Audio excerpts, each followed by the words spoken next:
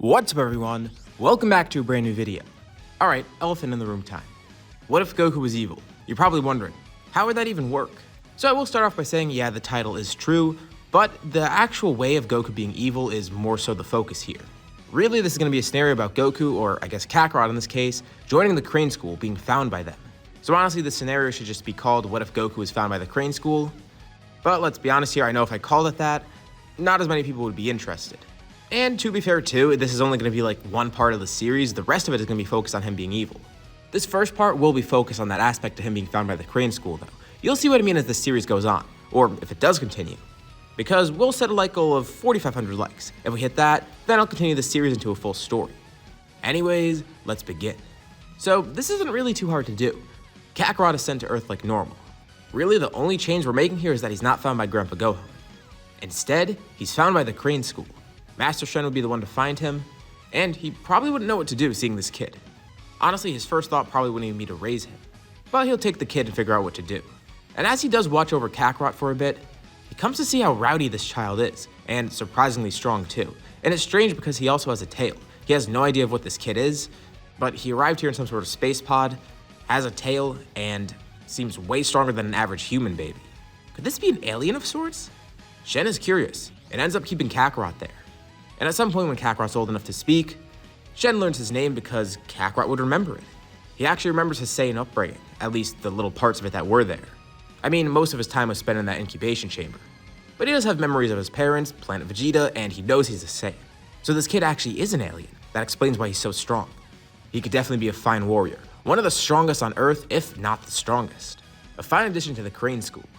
Years and years pass. Shen raises Kakarot, teaching him basically how to live as an Earthling, but also teaching him the fundamentals of fighting. And it seems like it comes natural to this kid. He still is that same rowdy Saiyan though.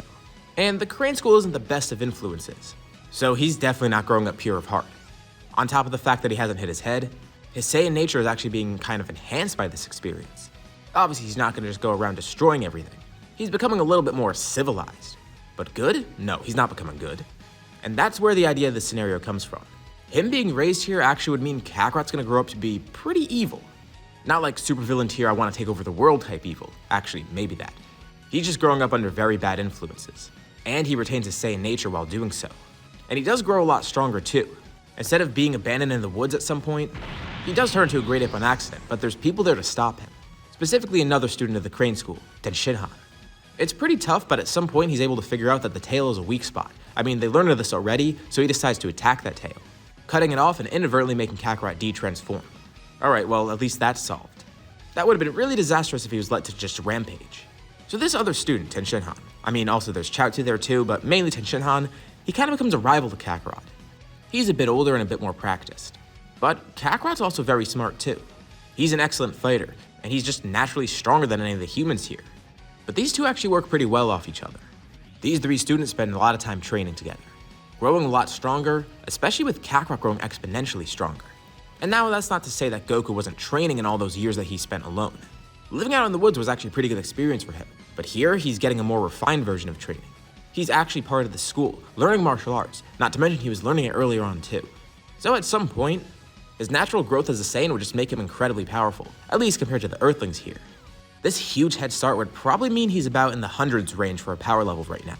Which isn't too impressive by Saiyan standards, but by Earthling standards, he's the strongest thing here. At one point though, the Pilaf gang is trying to gather the Dragon Balls, and without anyone really there to stop them, they actually do get them, wishing to rule the world. And while they do get the wish, well, it doesn't really stop the others from intervening. People do try and take power from the Pilaf gang, and honestly, I don't even know how this wish would work, taking over the world. Does that mean everyone's just gonna listen to them or whatever? I wouldn't think so. And the Crane School will definitely have something to say about this. They're not gonna listen to these whatever these are, like, they don't know what the hell Pilaf is. And then one of them's a talking dog, so like, they're not gonna listen to Shu. Mai's at least a human. But they're not listening to this thing. So one day, they just go up and take over. Kakarot and Tenshinhan actually just killed the Pilaf gang. It's pretty easy. Ten probably could have done it himself too. And Kakarot there is just kind of overkill. And now we're actually entering the Dragon Ball arcs. At some point, there's a tournament. You could probably guess the outcome. Like, Kakarot's there, he wins. It's not too hard to see that. And obviously he's not working under Roshi, so he's not going to get that important lesson that he's infallible. Plus the fact that he's not a good guy to begin with here. So this just boosts his ego even further. Time passes, and then there's another tournament. Once again, Kakarot wins. And it's funny because both times, he and Tenshinhan were finalists. So the Crane School's still on top. Roshi would still be training Krillin, but even though Krillin is pretty strong, he's nothing here compared to them. They keep embarrassing the Turtle School, aiming to just completely destroy it. The Crane School is clearly above them now.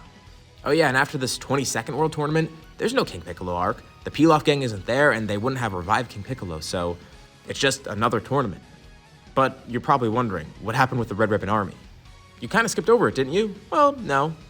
They just don't act. They saw what happened with the Pilaf gang. Apparently, they gathered the Dragon Balls and took over Earth and then got completely destroyed by this Crane School. So the Red Ribbon Army's gonna wait a bit. I mean, Red would probably want the Dragon Balls just to make himself taller still, but they realize it's probably a bad idea to seek them out because they don't know if the Crane School will attack them, just like the Pilaf gang. So the Red Ribbon Army did nothing. But that doesn't mean they're completely out of the story because the Red Ribbon Army still exists. By this point, they're normally just destroyed. So they're still here and planning other things. Keep that in mind for later. People far and wide start going to the Crane School, and the school continues to grow its ranks. And the Crane School isn't as bad here because they're not going to really want to seek revenge for Tao's death since he didn't die here. Although, that's another big factor here. Tao is involved, and he'd probably even train alongside people in the Crane School like Kakarot and Tenshinhan. He is clearly not a good guy either, and he's going to definitely have some influence on his brother in the school. And like I've kind of alluded to before, the school isn't necessarily evil. It's more so just very misguided. It can be pretty easily seen in the fact that, for the original story, they had those bad emotions in general, wanting to seek out revenge and kill people for the death of Tao. So innately, they probably don't have much goodness inside them. So the school's kind of like a chaotic organization, not looking to take over the world or whatever, just there, teaching people martial arts for less noble reasons, in comparison to somewhere like the Turtle School. And this is what allows Kakarot to remain himself, retaining his Saiyan nature, actually growing up somewhat evil. And with all these things that he's doing, these tournaments that he's winning, the Pilaf gang that he destroyed, this makes him go further down a more evil path. The ego's getting to his head, and he remembers his Saiyan past. He could wipe out this planet if he needs. Honestly, he doesn't really see a reason to.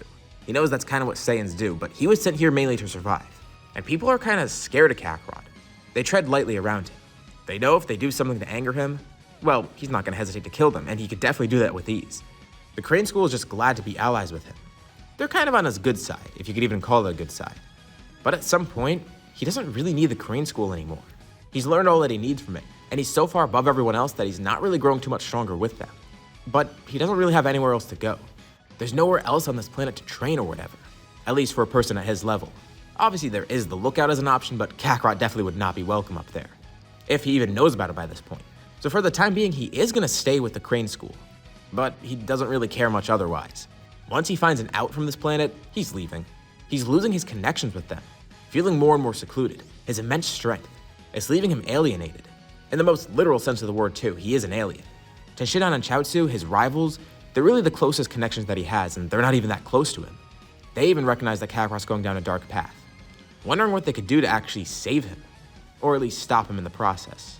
But Kakarot does remain with the Crane School, beginning to do more and more intense training on his own. He will spar with Ten occasionally, but even that does nothing for him. And he's just starting to get bored. He needs a way off this planet. There still is his old space pod, but he's not sure if that's even going to work anymore. One day he goes to it, just trying to mess around with the controls or whatever. He doesn't actually know how to control it because it was just set on a pre-guided course here. And there's something in there. There's a scouter. Of course, he doesn't know what it is, but he has vague memories of Bardock wearing one. So he puts it on, and immediately he just tries messing around with it, seeing what it does. This must be some sort of communication device. He was sent here with it for a reason. Now yeah, I know he probably won't be sent with one because that might put him on Frieza's map, but consider this me taking a liberty here. It's not really too crazy to assume that maybe there was a scouter on there that Bardock didn't realize was there. It's realistically something that would probably come standard on most of these ships. Maybe just a loose end that Bardock forgot about. And it's not necessarily a bad thing either. It doesn't mean Frieza's immediately going to find him. It's just now that he has this, Frieza could potentially find him. And no one in the Frieza Force really notices. This scouter just randomly turns on out of nowhere, but it doesn't catch anyone's eye, except for a few people. Vegeta, Raditz, and Nappa are out in space, eradicating another planet. And they notice another scouter comes online in the middle of nowhere. Now, normally they don't really care about this, but Raditz feels like it's important for some reason. The area where it is, that planet. Where has he heard about that planet before? But it jogs his memory. That random scouter that destroyed their network. It's on that planet that Kakarot was sent to. They completely forgot about him, and immediately they try and communicate with Kakarot, with Raditz being the one to speak. And Kakarot's amazed. He's speaking with someone out there, and apparently it's another Saiyan. And once he says his name, he's actually kind of happy. This is his way to get off the planet. The person on the other end, it's Raditz. He didn't even realize any other Saiyans were out there. He asked, what the hell happened? He knows he was sent here to survive, but why? What went on? And Raditz explains, Planet Vegeta was destroyed. They knew Kakarot was sent away to some random planet called Earth or whatever, but they just kind of forgot about him, honestly. And they honestly didn't know if he lived or died or whatever. But this is a confirmation. He is out there, and they can get him off that planet. And better yet, he could join them. Of course, Raditz can't say this over the scouter, but they could use him against Frieza, another Saiyan in their ranks. Vegeta and Nappa are definitely up for this too. Of course, they expect Kakarot to be kind of weak. He is a low-class warrior and is Raditz's brother, but it wouldn't hurt to have an extra Saiyan with them. So, the Saiyans head out towards Earth. And you could already see, this scenario is already getting pretty crazy. It's nice to have fun once in a while and go away from the more grounded things. They don't really know what to expect from Kakarot. Will he be weak having been raised on this planet? Will he be strong? What'll his mindset be like? How has he been influenced by the Earthlings, if at all? And how much does his Saiyan nature drive him? Well, they're gonna find out soon enough. After more time passes, 3 space pods land on Earth. Of course, this is huge news for everybody. It's an alien invasion of sorts. But the Saiyans don't actually cause havoc immediately. They don't really have a reason to just level this planet and destroy it. I mean, they could for fun, but really they're just here for Kakarot, and there's no resistance. Kakarot was the one who wanted to join them. They're able to find him. And Raditz is pretty impressed to see his brother. He just went through his growth spurt and he looks exactly like Bardock did. Although he's wearing kind of a weird outfit. They ask him what he's been doing here for nearly the past 2 decades. This is around the time of the 23rd World Tournament, mind you. The Saiyans have arrived much earlier. But Kakarot explains what's happened to him. He did retain his memories, and he was trying to look for a way off the planet. So he went back to his space pod, which is still left in the middle of nowhere. And that's where he found this, the Scouter. It's perfect timing too, because he's not seeing any more gains on this planet. He's not growing any stronger. That's what he's pursuing, strength. This whole time here, he's just been training, growing strong. But he can tell this planet isn't doing him any more favors. He's above everyone else here, the strongest thing, and he's completely infallible. At least, that's what he thinks. And as a Saiyan, he's naturally inclined to fight, but he can't have fun here anymore. He's lost all desire to really be here, honestly. And he was surprised to see that the other Saiyans were still around, especially with one of them being his brother. Out of curiosity, Vegeta checks his scouter to read Kakarot's power level. He's even weaker than Raditz. His power is only about 1200 right now, which by Earthling standards is huge.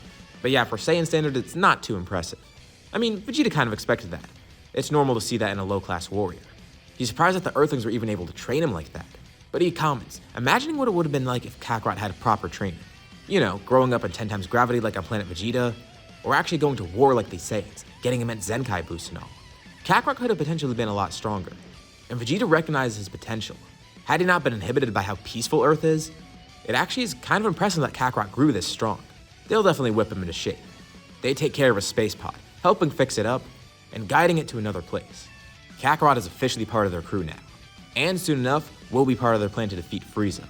But for now, they still need to lay low, come up with a plan to defeat Frieza too. But this is going to be fun for Kakarot. He's about to go on his first mission. He leaves Earth, ready to go pillage some random planet. As of now, Frieza doesn't really know of Kakarot, but he can tell something is going on. That random scouter came online not too long ago, and now in that same place where it happened, the 3 Saiyans went there, and he's wondering why. He'll let them go out on their mission, but then he wants them to return back here. He wants to see what they've been up to.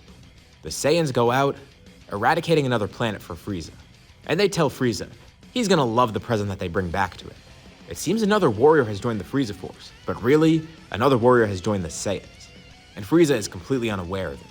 Not only has Kakarot mentally and emotionally abandoned Earth by this point, but now he's physically abandoned it, no longer having any connections to them. Although, he still does don the gi of the Crane School.